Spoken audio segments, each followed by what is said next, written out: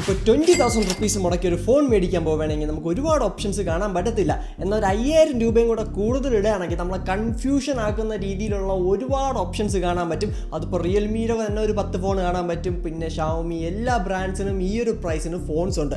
എന്നാൽ നല്ല phone choose ചെയ്യുക എന്നുള്ളത് നമ്മുടെ ഡ്യൂട്ടിയാണ്. അങ്ങനെ 5 കിടിലം ഫോൺസ് ആണെന്ന് പറയാൻ പോകുന്നത് 25,000 റുപ്പീസിനകത്ത് വെച്ച് നോക്കുകയാണെങ്കിൽ. ആൻഡ് അങ്ങനെ നോക്കുകയാണെങ്കിൽ നല്ലൊരു ക്യാമറ വേണം ആൻഡ് ക്ലീൻ സോഫ്റ്റ്വെയർ എക്സ്പീരിയൻസ് ആണെങ്കിൽ നമുക്ക് നോക്കാൻ പറ്റിയ ബെസ്റ്റ് ഓപ്ഷൻ ആണ് നമ്മുടെ നത്തിങ് ഫോൺ 3A. ഇതിൽ നല്ല ക്ലീൻ സോഫ്റ്റ്വെയർ എക്സ്പീരിയൻസ് ഇടുന്നുണ്ട്. നത്തിങ് OS 3.1 ഒക്കെ കിട്ടുന്നുണ്ട്. അതുപോലെ തന്നെയാണ് സ്നാപ്ഡ്രാഗൺ 7S Gen 3 ഇടുന്നുണ്ട്.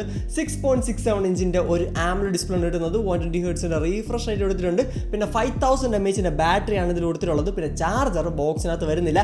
ഈ ലിസ്റ്റിലുള്ള ആകെ ചാർജർ ഇല്ലാത്തൊരു ഫോൺ എന്ന് പറയുന്നത് നമ്മുടെ നത്തിങ് ഫോൺ 3A ആണ്. 50 മെഗാ പിക്സലിന്റെ പ്രൈമറി സെൻസർ ഇടുന്നുണ്ട്. പിന്നെ 50 മെഗാ പിക്സലിന്റെ 2x ടെലിഫോട്ടോ ഇടുന്നുണ്ട്. പിന്നെ ഒരു 8 മെഗാ പിക്സലിന്റെ അൾട്രാ വൈഡ് ആണ് ബാക്കി കൊടുത്തിട്ടുള്ളത്. ഫ്രണ്ട് ക്യാമറ 32 മെഗാ പിക്സലാണ് കൊടുത്തിട്ടുള്ളത്.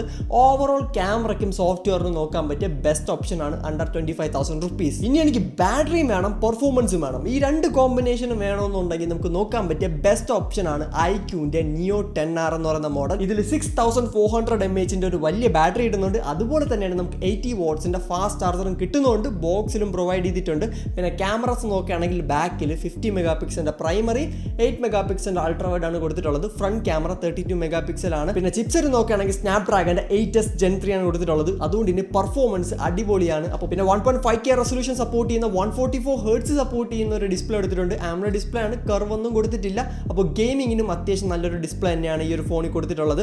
അപ്പോൾ ഈ ഒരു ഫോൺ എന്ന് പറയുന്നത് 25,000 റുപ്പീസിനകത്ത് ഇപ്പോൾ നല്ല പെർഫോമൻസും വേണം, നല്ല ബാറ്ററിയും വേണമെന്നുണ്ടെങ്കിൽ തീർച്ചയായിട്ടും ഈ ഒരു ഫോൺ ചെക്കൗട്ട് ചെയ്ത് നോക്കാം. ഇനിയിപ്പോൾ എനിക്ക് ഓവറോൾ നല്ലൊരു ഫോൺ വേണം, അതുപോലെ തന്നെ നല്ല ലുക്സ് ഒക്കെ വേണമെങ്കിൽ നമുക്ക് നോക്കാൻ പറ്റിയ ബെസ്റ്റ് ഓപ്ഷൻ ആണ് വിവോന്റെ T3 Pro അല്ലെങ്കിൽ iQന്റെ Z9S Pro. രണ്ട് ഡിവൈസും എക്സാക്ട്ലി സെയിം ആണ്. ഒന്ന് ആമസോണിലും ഒന്ന് ഫ്ലിപ്കാർട്ടിലാണ് സെല് ചെയ്യുന്നത്. ഈ ഒരു ഫോണിന്റെ അൺബോക്സിങ്ങും റിവ്യൂ ഒക്കെ ചെയ്തിട്ടുണ്ട്. തീർച്ചയായിട്ടും നമ്മുടെ ചാനലിൽ പോയി ചെക്കൗട്ട് ചെയ്ത് നോക്കുക. കർവ്ഡ് AMOLED ഡിസ്പ്ലേ ആണ്. വീഗൽ ലെതർ ബാക്കിൽ അവൈലബിൾ ആണ് ഈ ഒരു ഫോൺ എന്ന് പറയുന്നത്. അതുപോലെ തന്നെ ക്യാമറസ് നോക്കുകയാണെങ്കിൽ ബാക്കിൽ 50 മെഗാ പിക്സലിന്റെ പ്രൈമറി, 8 മെഗാ പിക്സലിന്റെ അൾട്രാ വൈഡും കൊടുത്തിട്ടുണ്ട്. Front camera 16 mega പിക്സലാണ്.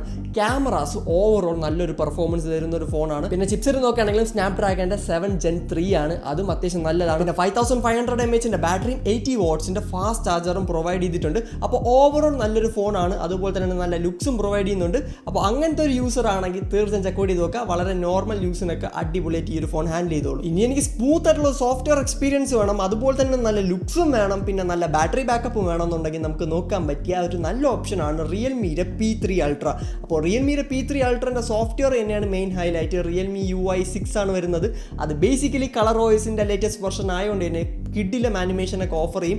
And best ഓപ്ഷനാണ്. സോഫ്റ്റ്വെയറിലെ സ്മൂത്ത്നെസ്സും ആ ഒരു UI ഒക്കെ എക്സ്പീരിയൻസ് ചെയ്യാൻ വേണ്ടി നോക്കുന്നുണ്ടെങ്കിൽ ഈ ഒരു ഫോൺ തീർച്ചയായും ചെക്കൗട്ട് ചെയ്ത് നോക്കാം. ഇതിൽ 6000 mAh ബാറ്ററി എടുത്തിട്ടുണ്ട്. 80 വാട്ട്സിന്റെ ചാർജർ പ്രൊവൈഡ് ചെയ്തിട്ടുണ്ട്. പിന്നെ ഇതിന്റെ ഡിസ്പ്ലേ എന്ന് പറയുന്നത് കോഡ് കർവ്ഡ് ഡിസ്പ്ലേ ആണ്. അതുകൊണ്ട് തന്നെ കുറച്ച് പ്രീമിയം ടച്ചും ഈ ഒരു ഫോണിൽ കൊണ്ടുവരുന്നുണ്ട്. പിന്നെ ഇതിന്റെ പെർഫോമൻസ് ഒട്ടും മോശമല്ല. ഡയമൻസിറ്റിയുടെ 8350 എന്ന് പറയുന്ന ചിപ്സെറ്റ് ആണ്. അത്യാവശ്യം നല്ല പെർഫോമൻസ് ഓഫർ ചെയ്യുന്നുണ്ട്. അപ്പോൾ ഓവറോൾ ഈ ഒരു ഫോൺ എന്ന് പറയുന്നത് നല്ലൊരു ഡിവൈസ് തന്നെയാണ് റിയൽമിയുടെ സൈഡിൽ നിന്ന് വരുന്നത്. ഇനി എനിക്ക് ഡയമൻസിറ്റിയുടെ ചിപ്സെറ്റ് വേണ്ട, സ്നാപ്ഡ്രാഗൺ ആണ് ആവശ്യം. പിന്നെ ബാറ്ററി ലൈഫും അത്യാവശ്യം നല്ല രീതിയിൽ വേണം. പിന്നെ ഡിസ്പ്ലേ നോക്കുകയാണെങ്കിൽ LTPO പോലത്തെ ഫ്ലാഗ്ഷിപ്പ് ഫീച്ചേഴ്സ് വേണമെന്നുണ്ടെങ്കിൽ നമുക്ക് നോക്കാൻ പറ്റിയ ഒരേ ഒരു ഓപ്ഷനേ ഉള്ളൂ. അതാണ് റിയൽമി GT60. അപ്പോൾ ഇതിൽ നോർമൽ കർവ് വരുന്ന 120 ഹെർട്സ് സപ്പോർട്ട് ചെയ്യുന്ന ഒരു AMOLED ഡിസ്പ്ലേ ആണ്. LTPO ഡിസ്പ്ലേ ആണ് ഇതിൽ പ്രൊവൈഡ് ചെയ്തിട്ടുള്ളത്. അതുപോലെ തന്നെയാണ് സ്നാപ്ഡ്രാഗന്റെ 7+ Gen 3യും ഈ ഒരു ഫോണിൽ കൊടുത്തിട്ടുണ്ട്.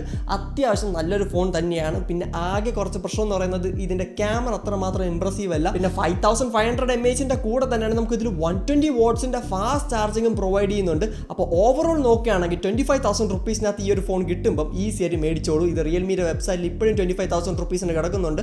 അതുപോലെ തന്നെ ഇടയ്ക്കിടയ്ക്ക് 23,000 റുപ്പീസിനും ഈ ഒരു ഫോൺ ഓഫേഴ്സിന് വരാറുണ്ട്. അപ്പോൾ ഈ ഒരു ഫോണും അത്യാവശ്യം നല്ല ഫോൺ തന്നെയാണ്. കാരണം റിയൽമി UIയും ഇത്രയും നല്ല ഫീച്ചേഴ്സ് ഒക്കെ ഓഫർ ചെയ്യുന്ന ഒരു ഡിവൈസ് ആണ്. തീർച്ചയായും ചെക്കൗട്ട് ചെയ്ത് നോക്കുക. അപ്പോൾ ഈ ഒരു വീഡിയോ ഇഷ്ടപ്പെട്ടിട്ടുണ്ടെങ്കിൽ തീർച്ചയായും നമ്മുടെ ചാനൽ സബ്സ്ക്രൈബ് ചെയ്യുക. ദിസ് ഈസ് ഫോൺ മോസ്. അടുത്ത വീഡിയോ കാണാം. Good by.